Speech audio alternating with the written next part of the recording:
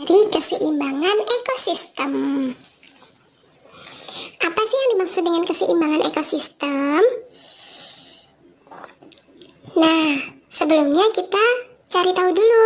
Arti ekosistem adalah suatu tatanan kesatuan secara utuh dan menyeluruh antara segenap unsur lingkungan hidup yang saling mempengaruhi, terdiri dari komponen biotik dan abiotik. Ingat-ingat lagi teman-teman, komponen biotik adalah komponen makhluk hidup ya, seperti hewan, tumbuhan, dan manusia.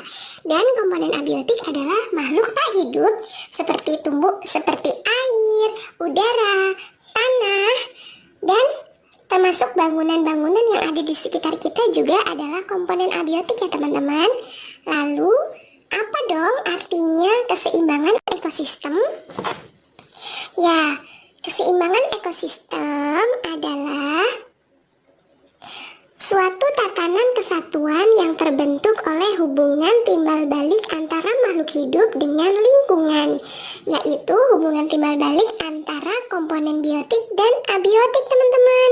Contohnya, di hutan sebagai komponen abiotik merupakan tempat tinggal bagi komponen-komponen biotik seperti hewan, tumbuhan, mikroorganisme, dan semua yang ada di hutan. Jadi, pada hutan terdapat suatu ekosistem yang kompleks ya teman-teman, karena di dalamnya terjadi hubungan timbal balik antara komponen biotik dan abiotik. Nah, ternyata ada beberapa faktor yang dapat mempengaruhi atau merusak keseimbangan ekosistem. Di sini maksudnya merusak keseimbangan ekosistem ya teman-teman. Yang pertama adalah faktor alam dan yang kedua adalah faktor manusia. Faktor alam terjadi karena bencana alam dan faktor manusia terjadi karena perbuatan manusia teman-teman. Yang pertama yaitu penebangan pohon atau kebakaran hutan, pemburuan hewan, kegiatan pertanian, pembuangan limbah, dan pencemaran lingkungan. Kita bahas satu persatu ya. Yang pertama adalah faktor alam, yaitu bencana alam. Bencana alam adalah sesuatu yang tidak disebabkan oleh perbuatan manusia ya teman-teman. Namun bencana alam juga bisa merusak keseimbangan ekosistem. Apa saja ya bencana alamnya? Oke, yang pertama adalah gempa bumi, gunung meletus, tanah longsor, kekeringan, banjir, tsunami, angin topan, dan tornado. Nah, itu adalah bencana alam yang dapat menyebabkan keseimbangan ekosistem. Yang pertama, letusan gunung berapi. Letusan gunung berapi dapat merusak keseimbangan ekosistem teman-teman, karena apabila terjadi letusan gunung berapi, maka komponen-komponen biotik maupun abiotik yang ada di sekitar gunung berapi akan mati teman-teman, sehingga tidak seimbang lagi antara komponen biotik dan abiotiknya. Letusan gunung berapi merupakan aktivitas gunung api yang mengeluarkan material yang ada di dalam perut bumi berupa bahan padat, cair, dan gas, lalu dikeluarkan ke permukaan bumi. Semuanya sangat panas ya teman-teman. Dan yang kedua adalah gempa bumi. Gempa bumi juga berpengaruh terhadap keseimbangan ekosistem. Dengan adanya gempa bumi, komponen abiotik yang ada di sekitar makhluk hidup akan rusak, seperti bangunan-bangunan yang akan rusak karena guncangan dari gempa bumi. Dan hal ini menyebabkan ketidakseimbangannya komponen yang ada di bumi, yaitu komponen biotik maupun komponen abiotik. Dengan rusaknya komponen abiotik, otomatis akan merusak komponen biotik kan teman-teman. Jadi gempa bumi bisa merusak keseimbangan ekosistem. Yang ketiga adalah banjir. Banjir juga bisa merusak keseimbangan ekosistem yang ada di bumi teman-teman. Karena dengan adanya banjir juga bisa merusak komponen biotik maupun abiotik. Iya nggak teman-teman? Contohnya bangunan menjadi rusak dan beberapa hewan maupun tumbuhan akan mati karena adanya banjir atau luapan air yang berlebih. Kemudian yang berikutnya adalah angin topan. Angin topan juga bisa merusak komponen biotik dan abiotik yang ada di sekitar manusia teman-teman, atau di sekitar makhluk hidup. Angin topan adalah udara yang bergerak dari tekanan udara maksimum ke tekanan udara minimum, sehingga bisa menyebabkan kerusakan lingkungan teman-teman.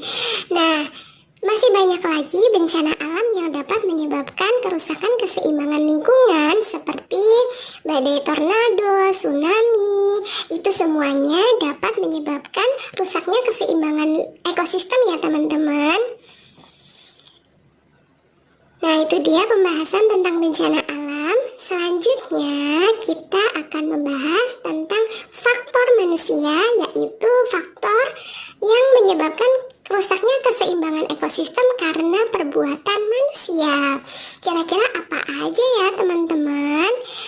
Apa aja ayo? Ini nih kita harus berhati-hati ya, jangan sampai perbuatan kita merusak keseimbangan ekosistem. Faktor yang pertama adalah penebangan pohon atau kebakaran hutan. Yang kedua, kegiatan pertanian.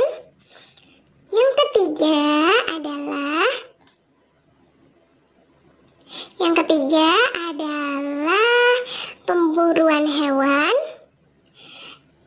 Kemudian pembuangan limbah dan pencemaran lingkungan. Kita bahas satu persatu ya. Penebangan pohon atau kebakaran hutan adalah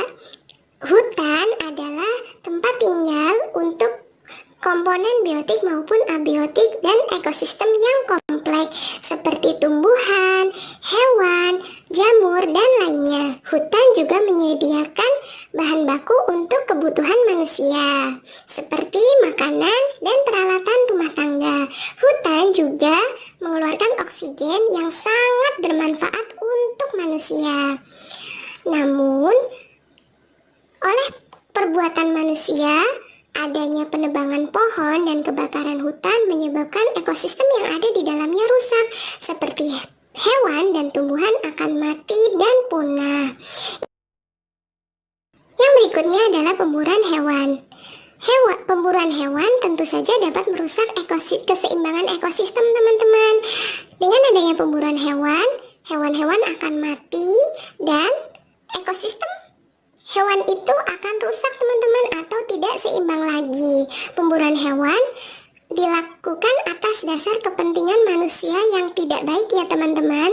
Mereka membunuh hewan untuk kepentingan pribadi, lalu dijual dan memperoleh keuntungan pribadi. Yang berikutnya adalah kegiatan pertanian. Kegiatan pertanian di sini adalah penggunaan pupuk kimia yang berlebihan ya teman-teman. Karena penggunaan pupuk kimia yang berlebihan bisa menyebabkan kerusakan ekosistem tanah dengan rusaknya unsur hara yang ada di dalam tanah.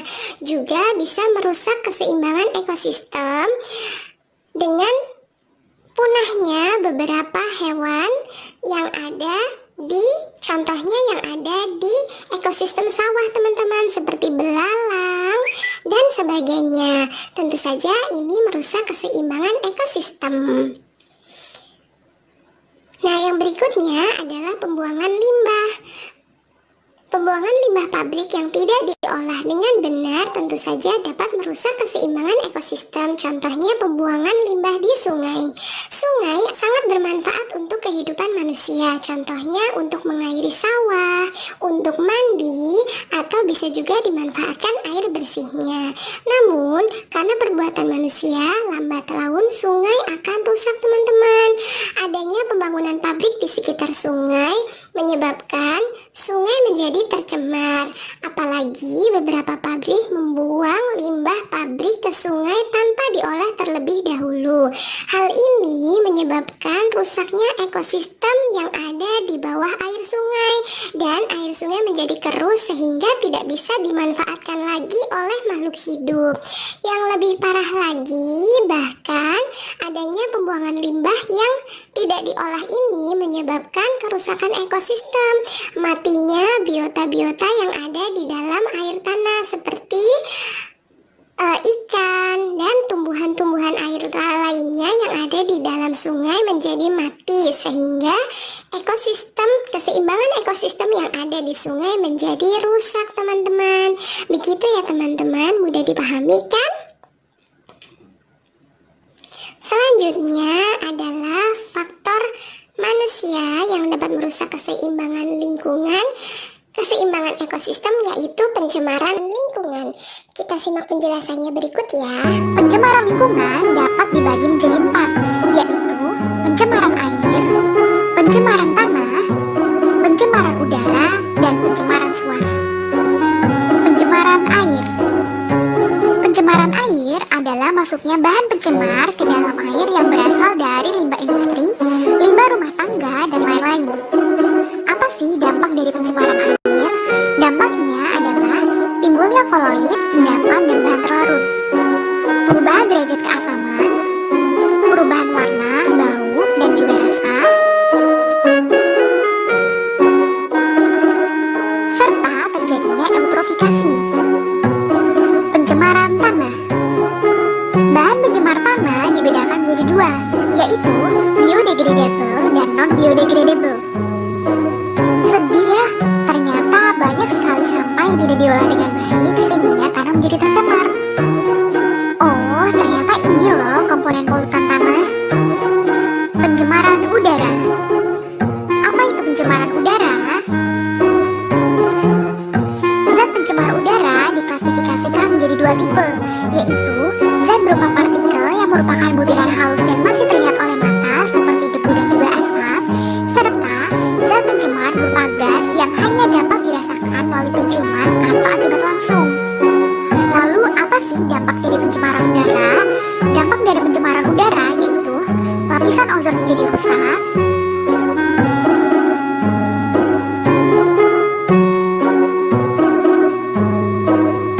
pemanasan global, hujan asam, dan juga memberikan dampak buruk bagi tubuh manusia.